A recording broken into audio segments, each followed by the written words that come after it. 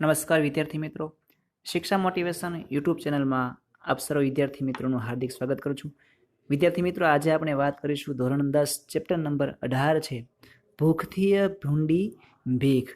જ્યારે 56નો દુષ્કાળ પડે છે અને જ્યારે માણસનું જીવન કેવું હતું એમાં બે ત્રણ પાત્ર છે એની વાત આવે છે કે એ પાત્રના અભ્યાસ દ્વારા એ પાત્ર દ્વારા આપણને એ કાળ કેવો હતો, 56નો કાળ કેવો હતો એ વાત છે એ લેખક પન્નાલાલ પટેલ છે એને આપણને આપણી સમક્ષ રજૂ છે કરી છે.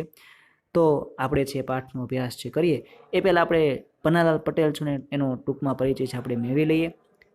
પન્નાલાલ નાથાલાલ છે પટેલનો જન્મ છે એ માંડલી એટલે કે હાલ રાજસ્થાન છે ત્યાં જન્મ થયો હતો. ગુજરાતી સાહિત્યના પ્રથમ પંક્તિના સાહિત્યકાર તરીકે તેમણે નામના છે મેળવી હતી. વડામણા, મળેલા જીવ, માનવીની ભવાઈ અને તેમની નોંધપાત્ર નવલકથાઓ છે. આ પ્રશ્ન પૂછાઈ શકે કે ભાઈ ભૂખથી ભૂંડી ભીખ છે પાઠ શેમાંથી લેવામાં આવ્યો છે? તો એ જે માનવીની ભવાઈ નામનો જે એમનો ગ્રંથ છે, નવલકથા છે, એમાંથી આ પાઠ છે લેવામાં આવ્યો છે. સુખ દુઃખના સાથી વાતકને કાંઠે ઓરતા એમને એમના વાર્તા સંગ્રહ આપણને આપ્યા છે. એળે નહીં તો બેળે માં નાટ્ય રચનાઓ સંગ્રહિત થઈ છે. તેમને રણજીતરામ સુવર્ણચંદ્રક જે ગુજરાત સાહિત્ય સભા દ્વારા અકાદમી દ્વારા આપણને આપવામાં આવે છે દરેક જે સાહિત્યકાર હોય તેને, તથા સાહિત્યનો સર્વોચ્ચ ભારતીય જ્ઞાનપીઠ પુરસ્કાર છે તેમને મળેલો છે. ગુજરાતી સાહિત્યમાં કુલ 4 વ્યક્તિ છે ને જ્ઞાનપીઠ પુરસ્કાર મળેલો છે, જેમાં ઉમાશંકર જોશી નિશિત માટે છે, માનવીની ભવાઈ માટે પન્નાલાલ પટેલ છે, એક રાજેન્દ્ર શાહ અને રઘુવીર ચૌધરીને 2014માં અમૃતા નામના ગ્રંથ માટે નવલકથા માટે એમને આપવામાં આવ્યો છે. આ પાઠ છે એનો ટૂંકમાં જે પરિચય આપણને આપ્યો છે કે લેખકની આ વિખ્યાત નવલકથા છે. હવે આ જે માનવીની ભવાઈ છે આ પાઠ છે આના આધારે છે એક પિક્ચર પણ ગુજરાતી પિક્ચર છે પણ બન્યું છે. તો આ માનવીની ભવાઈ છે એમાંથી આ ભૂખથી ભૂંડી ભીખ પાઠ છે લેવામાં આવ્યો છે. જો ભૂખથી ભૂંડી ભીખ કે ભૂખ કરતાં ભૂંડી ખરાબ છે ભીખથી. કાળુ અને રાજુ નવલકથાના મુખ્ય 2 પાત્ર છે. આ પ્રશ્ન પૂછાઈ શકે કે આ નવલકથાના મુખ્ય 2 પાત્ર કયા? તો કાળુ અને રાજુ તેમના ગામના લોકો સાથે 56ના દુકાળમાં જે ટકવા એટલે કે ડેગડિયા આવ્યા છે. ભૂખથી માણસો મરી રહ્યા છે કે એક ટક છે જમવાનું પણ ભોજન મળતું નથી. સુંદરજી શેઠ સદાવ્રત ખોલે છે એટલે કે બધા લોકોને ભોજન છે આપે છે. બધા અનાજ લેવા કતારમાં ઊભા રહે છે. કતાર એટલે કે લાઈન છે, લાઈનમાં ઊભા રહે છે. પણ કાળુ ખેડૂત છે આ અનાજમાં તેનું પકેલું ધાન્ય પણ હશે એવો એનો આત્મા છે કકડી ઉઠે છે કે આ જે અનાજ છે આ સદાવ્રત છે, સુંદરજી શેઠનું જે સદાવ્રત છે એ જમવાનું આપે છે એમાં મેં પણ કંઈક મહેનત કરી અને મારું અનાજ પણ એને આપ્યું હશે તો એ અનાજ પણ એમાં હશે અને એનો આત્મા છે કકડી ઉઠે છે. શેઠ એની લાગણીની કદર કરે છે અને કાળુને લાગે છે કે દુકાળની આ સ્થિતિ ખાંડણીયામાં મૂકેલા માથા જેવી છે. ખાંડણીયું એટલે કે જે આપણે ખાંડવાની વસ્તુ હોય એને આપણે ખાંડણી કહીએ, પણ મોટું ખાંડણીયું હોય તો એ ખાંડણીમાં માથું મૂકીએ એવી સ્થિતિ છે. ઘા પર ઘા પડવાના જ છે કારણ કે દુષ્કાળ છે. કાળુ ખેડૂત પુત્ર હોવાથી માને છે કે ભૂખથી એ ભૂંડી ભીખ છે કે ભાઈ ભૂખ લાગે તો એ આપણને ન મળે પણ કોઈની પાસે માગીને ખાવું ને એ બહુ મોટું ખરાબ કાર્ય છે. ભીખ માણસના આત્માને હણી નાખે છે અને દુષ્કાળ સામે કુદરતના જે કોપ છે, પ્રકોપ છે એની સામે ઝઝૂમતા માણસની વેદના અહીં હૃદયસ્પર્શી રીતે પ્રગટ થઈ છે. માણસ છેનું જીવન કેવું હતું કે એને શા માટે માગવું પડતું, જીવન છે કઈ રીતે જીવન પર જીવવું પડતું એ વાત છે આ પાઠમાં કરી છે. તો આપણે પાઠનો અભ્યાસ છે કરીએ. આશા હતી કે 12 માસનો ગયેલો મેં એટલે કે વરસાદ છે એ વરસાદ જેઠના પાછલા 15માં તો જરૂર આવશે. જો આશા હતી એવી કે ભાઈ 12 વર્ષનો જે વરસાદ છે આપણને ખબર છે કે જેઠ અષાઢ શ્રાવણ ભાદરવા મહિનામાં છે એ વરસાદ પડે શ્રાવણ મહિનામાં, પણ એને હતું ભાઈ એ પાછળના 15 દિવસ છે જેઠ મહિનાના, તો એ જેઠ મહિનાના 15 દિવસમાં વરસાદ છે પડશે. પણ કોણ જાણે આ મેઘરાજા તો ઊંઘી ગયા કે પછી એમને એ પાણી ખૂટ્યા કે વળતી વખતે એ વાટો લાંબી પડી એટલે કે જે અંતિમ દિવસો હતા જેઠ મહિનાના ત્યારે પણ એ વરસાદ છે આપ્યો નહીં. અથવા તો યમરાજ છે એ મેઘરાજા છે એમ સૂઈ ગયા હશે, ઊંઘી ગયા હશે. જે ઇન્દ્રરાજ છે તો ઇન્દ્ર છે વરસાદ આપે છે એટલે કે ઇન્દ્ર સૂઈ ગયા હશે, મેઘરાજા સૂઈ ગયા હશે એટલા માટે વરસાદ નહીં પડ્યો હોય, આવું છે વિચારે છે. ધરતી પર મોતનો વરસાદ વરસી રહ્યો કારણ કે મોતનો વરસાદ કે લોકો છે ધીમે ધીમે મૃત્યુ પામવા લાગ્યા. શા માટે? ભૂખના કારણે. વનમાં ને ખેતરોમાં, બજારમાં ને શેરીઓમાં જ્યાં જુઓ ત્યાં માનવીના મળદા. જો અહીંયા એકદમ કરુણાંત વાત છે કે આ જે ભૂખના કારણે લોકો છે એ બજારમાં ને શેરીઓમાં જ્યાં જુઓ ત્યાં માનવીના મળદા એટલે કે માણસના જે ડેડ બોડી છે, મૃત્યુદેહ છે, એ બધા પડ્યા છે. ક્યાં બાળવાને ક્યાં દાટવા, જ્યાં જુઓ ત્યાં જોવા મળે છે. બાળવા ક્યાં, દાટવા પણ ક્યાં. પછી કાણ, સૂતક ને સરાવાની તો ક્યાં વાત જ રહી. પછી આપણને ખબર છે કે ભાઈ કોઈ વ્યક્તિ મૃત્યુ પામે પછી કાણ છે બેસણું હોય, કાણું હોય. પછી સૂતક હોય, સૂતક એમ કે સૂતક લાગી કહેવાય, 1 મહિનો છે એ સૂતક હોય. અને સરાવાની એટલે કે જે એની અંતિમ વિધિ આપણે દાઢો કરીએ, તો એ અંતિમ ક્રિયા તો ક્યાં કરાવી? જ્યાં જુઓ ત્યાં માણસ છે, બાળવાનો પણ સમય નથી, દાટવા ક્યાં એ પણ નક્કી નથી. તો આવું કાર્ય ક્યાં કરવું?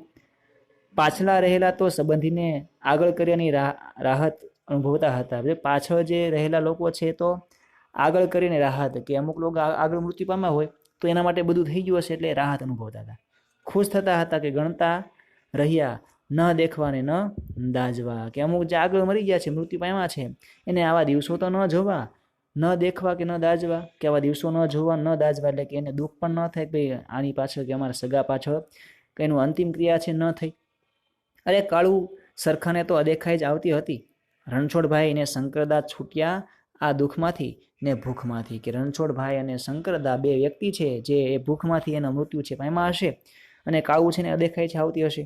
અરે રે, એ તો અમર્યા થઈ ગયા. અમર્યા એટલે કે અરે રે, તો અમર છે થઈ ગયા. અને આપણે રહ્યા, કે રહ્યા આપણે એટલે કે આપણે રહ્યા. કોણ જાણે ક્યાં લગી કરજમાં આ ભૂખે ટળવવાનું હશે, કે આ ભૂખના કારણે કોણ જાણે આ દિવસો છે આપણે પસાર કરવાના હશે. એ બધી વાત છે એ ગામના લોકો બધી વાત કરે છે. પેલું અનાજે ખૂટ્યું ને વાણિયાને તાથી બી નહીં માગું શેઠ. શું કે છે? બી નહીં માગું શેઠ કરીને આણેલા 2 મણ કોદરાય, જેમાં અડધો તો કચરો ને તે પાછા મેણા. શું કે છે? કોદરા એટલે કે અનાજ છે, એ અનાજમાં પણ બે મણ અનાજ છે, એમાં પણ અડધો કચરો નાખેલો, ને એમાંય પાછા મેણા મારે, કે ધોઈ ધોઈને દમ નીકળી જાય એવા. એ રાજુ કાકાજી સાસુના 3 છોકરા ભલી ને પોતે, આમ 7-8 માણસોને કેટલા દિવસ આ જે અનાજ છે ચાલે? 2 મણ અનાજ છે. અલબત્ત એ તરફ અનાજ ઘટતું ગયું તો એક તરફ અનાજ છે ધીમે ધીમે ઘટતું જાય છે. દુષ્કાળ પડે છે, અનાજ પાકતું નથી. તો બીજી બાજુ સાસુ મુવા ને કાકોજી નાનકડી ભત્રીજીને આગળ કરી ચાલતા થયા, કે આગળ કરી એટલે કે એને આગળ મૂકી દે છે ને ચાલતા થાય છે. કાળું છે એક બાજુ ખુશ થયો તો બીજી બાજુ દુઃખી એટલો થયો કે આ વગર કામના જીવે છે ને કામના મરી જાય છે. શું કે છે? જે કામના લોકો છે એ તો મૃત્યુ પામે છે, વગર કામના છે બધા લોકો છે એ જીવી જાય છે. એવું કાળું છે એ મનોમન છે, વિચારે છે. વરસાદ છે વરસતો નથી, અષાઢના આભલા ચોખ્ખા ચટ. અષાઢના આપણને ખબર છે કે અષાઢ મહિનો હોય તો આકાશમાં મેઘ ગર્જન વાદળાઓ છે થતા હોય, અને વાદળાના ગડગડાટ છે, અવાજ સંભળાતા હોય આપણને, ગર્જના થતી હોય. પણ અત્યારે આકાશ છે સાવ ચોખ્ખું ચડ છે. ઢોર ઢાંકને માનવી વિનાના પાધરપટ પેલા ખેતરો જોઈ લો. પાધરપટ એટલે પાદરની જેમ એકદમ સાવ ચોખ્ખા ખેતર પણ લઈ લો, જોઈ લો. અને ઢોર ઢાંકને માનવી વિનાના, ઢોર ઢાંક એટલે કે જે પશુઓ છે, ગાય ભેંસ બળદ છે, એના વગર અને માનવી વિનાના આ જે એકદમ સાવ મેદાન જેવા છે ખેતર જોઈ લો. કારણ કે ખેતી જ ન ઉગે તો પશુ પણ ત્યાં કેમ રાખવા, અને માણસો પણ ત્યાં રહેવા કેમ છે? દૂર દૂરની ક્ષિતિજો સુધી વાદળાનું નામ નિશાન ન હતું. ક્ષિતિજ આ શબ્દ છે વારંવાર શબ્દ શું માટે પૂછાય છે 10મા ધોરણમાં? ક્ષિતિજ કોને કહેવાય? તો જ્યાં આકાશ અને પૃથ્વીનો છેડો છે એ બેને ભેગા થતા એવું લાગે આપણને. જો તમે કોઈ ઊંચા પર્વત પર જાઓ અને આકાશ અને પૃથ્વી બંને ભેગા થતા હોય એવો છેડો આપણને દેખાતો હોય તો એને કહેવાય ક્ષિતિજ કહેવાય. તો શું કે છે? કાળું કે છે ક્ષિતિજ સુધી છે વાદળાનું નામ નિશાન નથી, કે ખૂબ દૂર સુધી જોઈએ છે ત્યાં એક પણ વાદળું દેખાતું નથી. જ્યારે તાપ તો અરે રે તાપ તો ખૂબ પડે છે, કે વૈશાખ જેઠના તડકાય આ અષાઢિયા તાપ આગળ તરણા તોલે જ લાગતા હતા. તો વૈશાખ અને જેઠ મહિનામાં તો ખબર છે આપણને ખૂબ તાપ પડતો હોય, પણ વૈશાખ અને જેઠ કરતાં પણ આ અષાઢ મહિનો છે, અષાઢ મહિનામાં ખૂબ તાપ છે પડે છે. આ તરફ ડેગડિયાનું મહાજને વિચારમાં પડી ગયું, કે જે મહાજન એટલે જે મોટા લોકો હતા એ પણ વિચારમાં પડી જાય છે કે ધનવાળાઓએ મકાન ઉઠાવ્યા હતા ને ધાનવાળાઓએ હાના કરતા ગયા ને ઓછું વધતું ધીરતા ગયા. ધીરતા જવું એટલે કે ત્યાં છે ધીરામણ તરીકે મૂકવું, એટલે કે એ શેઠને આપે, પૈસાવાળાને આપે, અને એ છે અનાજ કે પૈસા છે આપે.